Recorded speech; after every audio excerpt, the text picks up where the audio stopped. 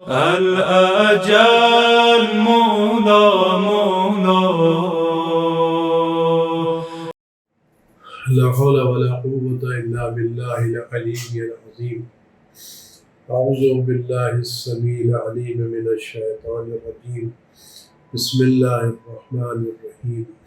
الحمد لله رب العالمين، والصلاة والسلام على أشرف الأنبياء والمرسلين سيدنا ونبينا أبي القاسم محمد وعلى آله الطيبين الطاهرين المعصومين، سيما على بقية الله في العالمين، وخاتم أئمة المعصومين الكهف الحسين وغياث المستر المستقيم، ملجأ الهاربين وعصمة المعتصمين، أرواحنا وأرواح العالمين لتراه بمقدمه فداء، عجل الله تعالى فرجه الشريف، واللعنة الدائمة الباقية على أعدائهم وقتلتهم وغاصب حقوقهم أجمعين.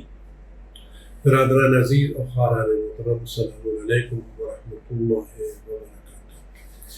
گفتگو یہاں تک پہنچی تھی کہ ہمیں اس دنیا میں رہ کر کے عقل بھی آباد کرنا چاہیے، اور ہماری عقل کا فیصلہ یہی ہے. اس سے پہلے آپ خدمت میں گزارش کی تھی کہ ہمیں یقین رکھنا چاہیے اپنے عقائد پر، اور مستحکم یقین رکھنا چاہیے. ہم جو خدا کے وجود پر یقین رکھتے ہیں اور خدا بند عالم کو تسلیم کرتے ہیں، نماز پڑھتے ہیں، اللہ اکبر کہتے ہیں، لا الہ الا اللہ کہتے ہیں،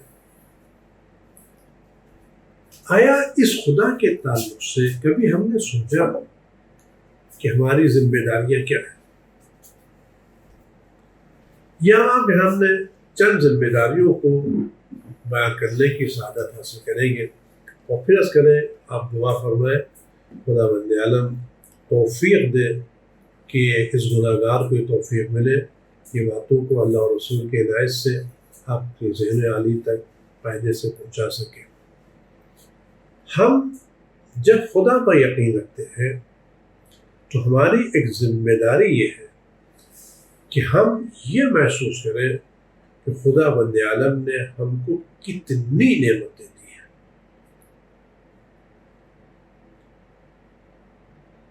دیکھیں، شکوہ وہاں ہوتا ہے،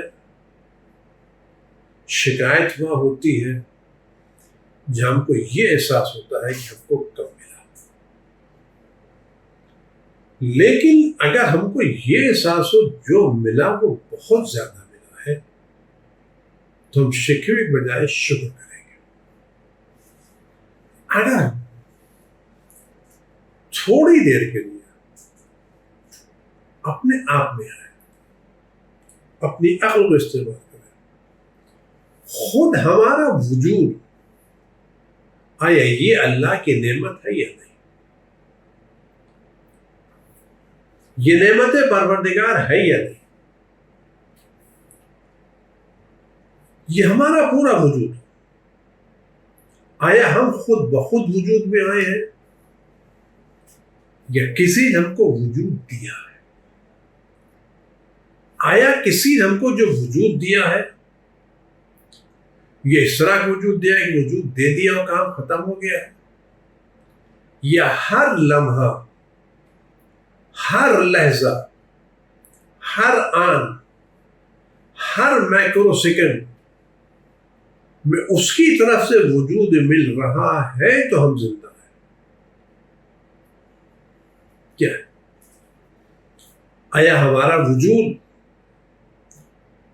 ایک گھر کی تعمیر کی طرح سے ہے کہ جب تک ہم نے گھر تعمیر نہیں کرایا تھا اس وقت ہم گھر بنانے والے کے محتاج تھے، اور جب گھر بن گیا تو ہم اس کے محتاج نہیں ہیں؟ آیا ہمارا وجود ایک گھر کی طرح سے ہے، ایک میز کی طرح سے ہے، ایک فرنیچر کی طرح سے ہے کہ بس ہم اپنے وجود میں آنے تک تو اپنے بنانے والے کے محتاج تھے؟ اور وجود میں آنے کے بعد پھر اپنے بنانے والے کے محتاج نہیں ہیں. یا ہم ہر لمحہ، ہر لحظہ، ہر آن، ہر پلک جھپکتے اپنے وجود میں اپنے پیدا کرنے والے کی عنایتوں کے محتاج ہیں. اگر ہم ذرا سا غور کریں تو ہم ہر لمحہ اپنے خدا کے محتاج ہیں. ہر لمحہ ہمیں خدا کی عنایتیں مل رہی، ہر لمحہ خدا کی نعمتوں میں ڈوبے ہوئے ہیں. آیا ہمارا جو وجود ہے، یہ وجود کیا دل کے دھڑکنے کی بنا پر نہیں ہے؟ یہ دل ایک مرتبہ دھڑکا اور چل گیا، یا ہم اسی وقت زندہ ہیں جب ہر لمحہ ہمارا دل دھڑک رہا ہے؟ تو آیا یہ دل ایک مرتبہ دھڑک رہا ہے اور ایک مرتبہ دھڑکا تھا، یا دل مسلسل دھڑک رہا ہے؟ اگر اس دل کی دھڑکن ایک لمحے کے لیے خاموش ہو جائے، ہمارے نفس کی حرکت ایک لمحے کے لیے ساکت ہو جائے، تو آیا ہم زندہ ہیں یا مردہ؟ اگر ہر لمحہ ہمارا دل دھڑک رہا ہے تو اس کا مطلب ہے ہر لمحہ ہم کو خدا کی طرف سے زندگی مل رہی ہے. جب ہر لمحہ میں خدا کی زندگی مل رہی ہے تو یہ ساری نعمتیں کس بنا پر ہیں؟ زندہ ہے تو نعمتوں سے استفادہ کریں گے نا. ہمارے سامنے پانی رکھا ہے، زندہ ہے تو پیئیں گے، کھانا رکھا ہے تو کھائیں گے، نعمتیں ہیں تو استفادہ کریں گے، زندہ ہے تو گھر میں رہیں گے، زندہ ہے تو کام کریں گے. ہم کو جتنی چیزیں ہم نے اپنے گرد اکٹھا کر لی ہیں، ان سب چیزوں سے ہم اسی وقت استفادہ کر سکتے ہیں، اسی وقت لطف اندوز ہو سکتے ہیں جب ہم زندہ رہیں. اور زندہ رہنا کس بنا پر ہے؟ جب ہر آن ہمیں خدا کی طرف زندگی ملتی رہے. تو آیا اس تمام نعمتوں میں یہ گھر زیادہ بڑی نعمت ہے؟ گھر کا فرنیچر زیادہ بڑی نعمت ہے؟ گھر کی سجاوٹ بڑی نعمت ہے؟ گھر کی سچویشن بڑی نعمت ہے؟ گھر کا رقبہ بڑی نعمت ہے؟ یا بڑی نعمت ہماری زندگی ہے؟ اگر سب سے بڑی نعمت ہماری زندگی ہے تو جب ہر لمحہ ہمیں کوئی زندگی دے رہا ہے تو ہمیں اس کا شکر گزار ہونا چاہیے یا نہیں ہونا چاہیے؟ جب یہ زندگی اس کی ہے اور اس نے جو زندگی دی ہے وہ ایسی زندگی نہیں دی ہے، بلکہ ہماری زندگی کے لیے پورا دسترخوان نعمت سجا کر کے رکھ دیا. اتنی نعمتیں اس نے ہم سوچ نہیں سکتے. میں آپ سامنے ساری نعمتیں گنا نہیں سکتا، کوئی بھی نہیں گنا سکتا. کتنی نعمتیں دی ہیں. اگر اللہ نے آنکھیں دی ہیں تو کیا یہ مختلف رنگ اور ان رنگوں کا دیکھنا اور آنکھوں کے ان رنگوں کو دیکھ کے لطف اندوز ہونا کیا یہ نعمت نہیں ہے؟ یہ مختلف اچھی آوازوں کا کانوں میں آنا کیا یہ نعمت نہیں ہے؟ زبان کے ذریعے سے مختلف غذاؤں کا ذائقہ چکھنا کیا یہ نعمت نہیں ہے؟ کیا یہ زمین اللہ نے ہمارے لیے چلنے کے لیے نہیں بچھائی؟ کیا یہ سورج چاند ہماری روشنی کے لیے نہیں بنائے؟ یہ ہوائیں ہمارے سانس لینے کے لیے نہیں بنائی؟ یہ پانی ہماری زندگی کے لیے نہیں پیدا کیا؟ آیا ہم ان نعمتوں سے روز بروز لمحہ بلمحہ استفادہ کر رہے نہیں کر رہے ہیں؟ اگر یہ نعمتیں ہیں تو ہمیں صاحب نعمت کا شکر ادا کرنا چاہیے نہیں کرنا چاہیے؟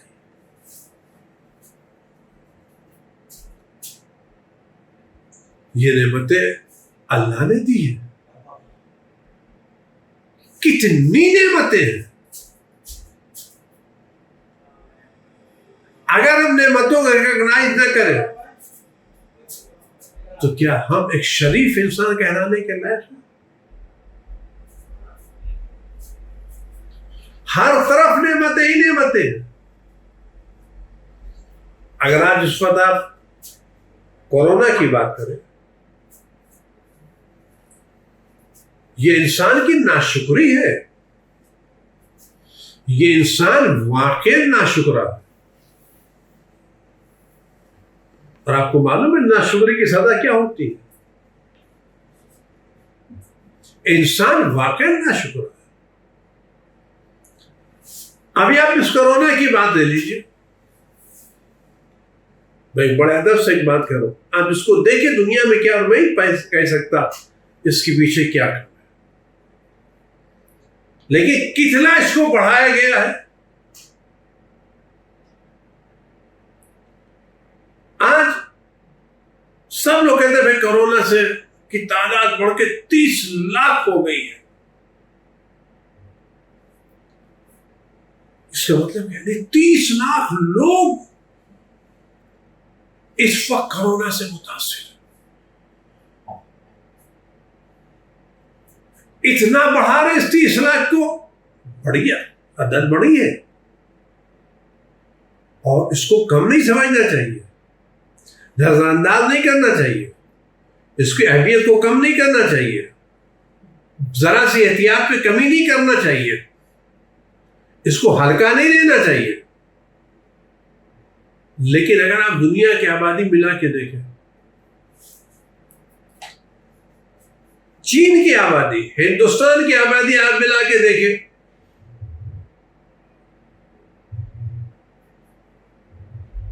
تو تقریباً 350 کروڑ کی آبادی ہے.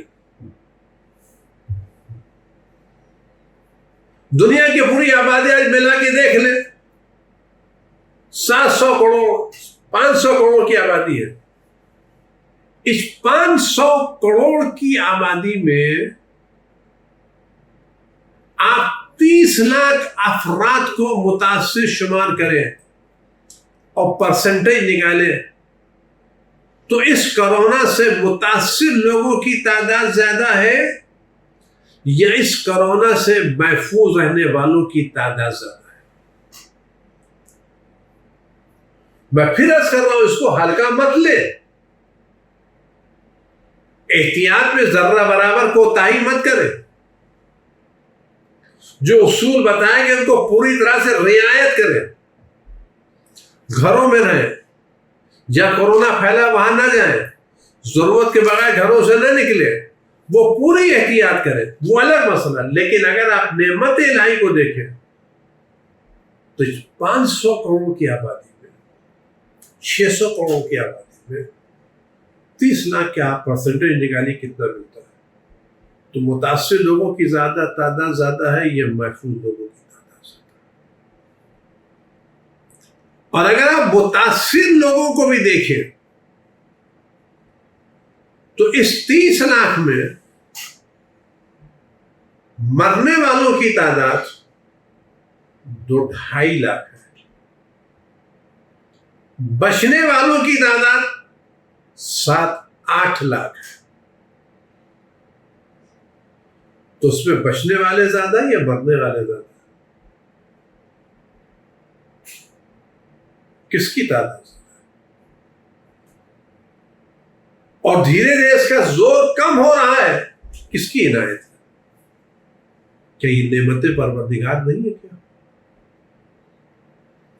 اگر انسان شکر کرتا، قرآن کہتا ہے لَئِن شَكَرْتُمْ لَأَزِيدَنَّكُمْ، اگر تم شکر ادا کرو گے تو میں نعمتوں میں اضافہ کروں گا. وَإِن كَفَرْتُمْ إِنَّ عَذَابِي شَدِيدٌ، لیکن اگر تم نے کفران نعمت کیا تو میرا عذاب سخت ہے، میرا عذاب سخت ہے. خدا سا لَئِن شَكَرْتُمْ لَأَزِيدَنَّكُمْ، اگر تم شکر ادا کرو گے تو میں ضرور نعمتوں میں اضافہ کروں گا. وَإِن كَفَرْتُمْ، لیکن اگر تم نے کفران نعمت کیا تو ان عذابی لشدید، سخت ہے عذاب. تو ہماری پہلی ذمہ داری یہ ہے کہ ہم خدا کی نعمتوں پر شکر ادا کریں. شکر نعمت سے نعمت میں اضافہ ہوتا ہے. دوسری ذمہ داری ہماری یہ ہے جو بہت بڑی ذمہ داری ہے، اور یہ ہماری عقل کا بہت بڑا کمال ہے کہ ہم ساری نعمتوں کے مالک ہونے کے باوجود اپنے کو خدا کا فقیر سمجھیں. آج ہماری ساری مصیبتیں، ساری بلائیں اس بنا پر ہیں کہ ہم 4 پیسے کمانے کے بعد اپنے کو خدا سے بے نیاز سمجھتے ہیں. ہم فقیر محض ہیں. ہم اپنی عقل کو استعمال کریں، اپنے وجود کو دیکھیں کہ ہمارے وجود میں ہے کوئی چیز ایسی جس کو ہم مالک ہونے کے بعد روک سکتے ہو. ہمارا بدن اپنا ہے، لیکن اس بدن میں ہمارا قابو کس پر ہے؟ اگر آنکھوں کی بصارت چلی جائے روک سکتے ہیں، کان کی سماعت ختم ہو جائے، کمزور ہو جائے روک سکتے ہیں، ہمارے نظام ہضم ختم ہو جائے روک سکتے ہیں، ہم اپنے بدن کی تبدیلی کو روک سکتے ہیں. آج یہ کورونا پھیلا، ساری دنیا کی طاقتیں لگی ہوئی اس کو روکنے کے لیے. ساری انڈسٹری، ساری سائنس، سارے طاقت، سب کچھ، لیکن نہیں روک پا رہے. کیوں بڑھ رہا ہے؟ قابو میں نہیں ہے. کیا اس بات کی دلیل ہے کہ انسان تو خدا کا محتاج ہے، خدا نہیں ہے؟ یہ کورونا کا چھوٹا سا وائرس ہمیں بتا رہا ہے انسان ہوش میں آ،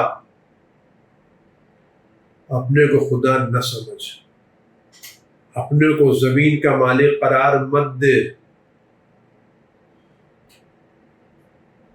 تو ایک معمولی سے وائرس کا مقابلہ کرنے کی طاقت نہیں رکھتا تو خدا کے عظیم عذاب سے مٹ کر طاقت کیا رکھے. آج چھوٹے سے وائرس نے بڑے بڑے لوگوں کو گھر میں بند کر دیا ہے. وہ لوگ جو جہاں جاتے تھے ساری دنیا ان کا استقبال کرتی تھی، خوش ہوتے تھے، سب کے استقبال کر رہے، لوگ ملنے آ رہے، ہاتھ ملا رہے، خوش کہ لاکھوں آدمی ہم سے ملنے کے جا رہے، کروڑوں آدمی ہم سے ملنے کے جہاں جا رہے، بھیڑ ہے، لوگ ہم کو سننے کے لیے تیار ہیں. مجمع میں لوگ خوشی ہو رہے، صاحب اتنے لوگ ہمارے آگے پیچھے چل رہے ہیں، سب لگے ہوئے تھے. آج ہم سب سے بھاگ کر کے اکیلے میں رہ رہے، نہیں رہ رہے.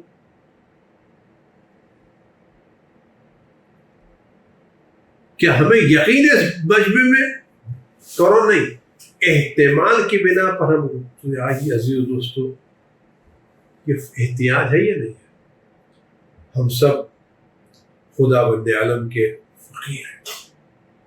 قرآن کہتا ہے ایھا الناس یا ایھا الناس انتم الفقراء الی اللہ واللہ هو الغنی الحمید. ہم سب محتاج ہیں. جب محتاج ہے تو محتاج کی زندگی میں غرور نہیں ہے، تکبر نہیں ہے، اکڑ نہیں ہے. فقیر اکڑ کے نہیں رہ سکتا. فقیر اپنا لہجہ متکبرانہ نہیں کر سکتا. فقیر اپنی چال میں غرور پیدا نہیں کر سکتا. فقیر تو ایک کام ہم اللہ کی نعمتوں کا احساس کریں اور دوسرے اپنی فقیری کا احساس کریں. ماہ مبارک رمضان اس احساس فقیری کا بہترین ذریعہ. فقیر اور ایک کام یہ ہوتا ہے، آپ بادشاہ کے سامنے جائیے،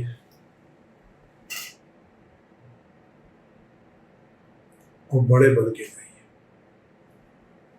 سرمایہ دار بن کے جائیے، تاجر بن کے جائیے، بزنس مین بن کے جائیے، تو آپ سے توقع کچھ ہوگا. آپ کی معمولی سی حرکت بھی پکڑی جائے گی، معمولی سی بے ادبی پکڑی جائے گی، توقعات بہت زیادہ ہے، کیونکہ آپ بادشاہ کے پاس امیر بن کے جا رہے ہیں، رئیس بن کے جا رہے ہیں، بڑے بن کے جا رہے ہیں، اپنی حیثیت اٹھانے جا رہے ہیں، بہترین کپڑے پہن کے جا رہے ہیں، بڑا بنوں، بڑا آدمی بن کے جا رہا ہوں، تو وہ بھی آپ کو ویسی چیز کرے گا۔ لیکن اگر آپ اس بڑے کے سامنے فقیر بن کے جائیں، بھکاری بن کے جائیں، تو اس کا کرم زیادہ شامل ہے۔ امیر بن کے جائیں تو اس کے عتاب کا شکار ہو گئے، فقیر بن کے جائیں اور واقعی فقیر بن کے جائیں تو اس کی رحمت کے مستحق ہوں گے۔ عزیزو، دنیا کے بڑے بڑے بادشاہ بھی خدا کے سامنے فقیر ہیں، جو اکڑے گا وہ جائے گا۔ فرعون چلا گیا، نمرود چلا گیا۔ آج ہندوستان میں کتنی مملکتیں تھی، تاریخ میں پڑھیں، اس زمانے سے لے کے مغلوں سے پہلے سے لے کے ابھی تک آتے چلے جائیں، مغل چلے گئے، فلاں چلے گئے، انگریز چلے گئے، آزادی کے بعد کتنے کتنے حکمراں آئے، سب چلے گئے، ہم بھی جانا ہے۔ لیکن اگر کسی کی مملکت باقی ہے تو اللہ کی، جس کو کوئی چھین نہیں سکتا، جس کو کوئی نہیں سکتا۔ تمہارا کام ہے فقیر بننا، اور رمضان میں فقیر بننا۔ جب آپ فقیر بن کے جائیں گے، پروردگار ایک فقیر تیری بارگاہ میں آیا، ایک ذلیل تیری بارگاہ میں آیا، پروردگار میں تیری بارگاہ میں خالی آتا ہے، میرے پاس کچھ نہیں ہے، میرے پاس کوئی ایسا سرمایہ نہیں جو تیری بارگاہ میں پیش کرنے کا ہے، نہ میرے پاس ایمان کا کوئی سرمایہ ہے، نہ میرے پاس عمل کا کوئی سرمایہ ہے۔ پروردگار آیا ہوں تو خالی ہاتھ آیا ہوں، اور اگر لایا ہوں تو گناہیں لایا، خطائیں لایا، معصیتیں لایا، لیکن ایک کریم کی بارگاہ میں آیا، ایک رحیم کے دربار میں آیا۔ خدایا، اب جس پروردگار، جب کوئی غریب، کوئی بھکاری کسی بادشاہ کے دربار میں جاتا ہے تو اپنا کھانا اپنے ساتھ لے کے نہیں جاتا، اپنے رہنے کا سامان ساتھ لے کے نہیں جاتا۔ جب میں بادشاہ کے گھر جا رہا ہوں، میں قرض لے کے جا رہا ہوں، لوگوں کے مطالبات لے کے جا رہا ہوں، اور ہوگا پر بادشاہ میں تیرے پاس آیا ہوں، میرے پاس خود کچھ نہیں ہے، اتنا قرض لے کے آیا ہوں، اگر تو ادا کر دے تیرے خزانے میں کمی ہونے والی نہیں۔ رمضان کی راتوں میں خدا سے کہ پروردگار، میں فقیر، میں حقیر، میں گنہگار، میرے پاس کچھ نہیں ہے، نہ ایمان ہے جو پیش کر سکوں، نہ عمل صالح کی دولت ہے جو پیش کر سکوں، نہ کوئی ایسا کار خیر ہے جو تیرے لائق ہو، تیری بارگاہ پیش کر۔ عمل کو دیکھتا ہوں، تیری عظمتوں کو دیکھتا ہوں تو شرمندہ ہوتا ہوں۔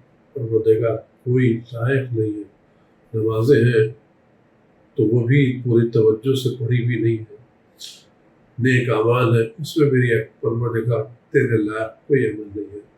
ہاں آیا ہوں تو گناہیں لے کے آیا ہوں، خطائیں لے کے آیا ہوں، معصیتیں لے کے آیا ہوں، لیکن اس یقین کے ساتھ آیا ہوں کہ جس عزیز کی بارگاہ میں جا رہا ہوں، جس کریم کی بارگاہ میں جا رہا ہوں، اس کا کرم میرے گناہوں سے زیادہ ہے، اس کی رحمت میری خطاؤں سے وسیع ہے۔ میں نے اپنی زندگی کے جب سے آنکھ کھولی، ہوش سنبھالا، اس کا کرم ہی دیکھا ہے، اس کی نوازشی دیکھی ہے، میں اسی کرم کے سہارے آ رہا ہوں۔ عزیز دوستو، فقیر بن کے چلے اور خدا کی بارگاہ میں اس فقیری کو احساس کرے، یقین رحمت الہی جھوم کے برسے گی۔ السلام علیکم ورحمۃ اللہ۔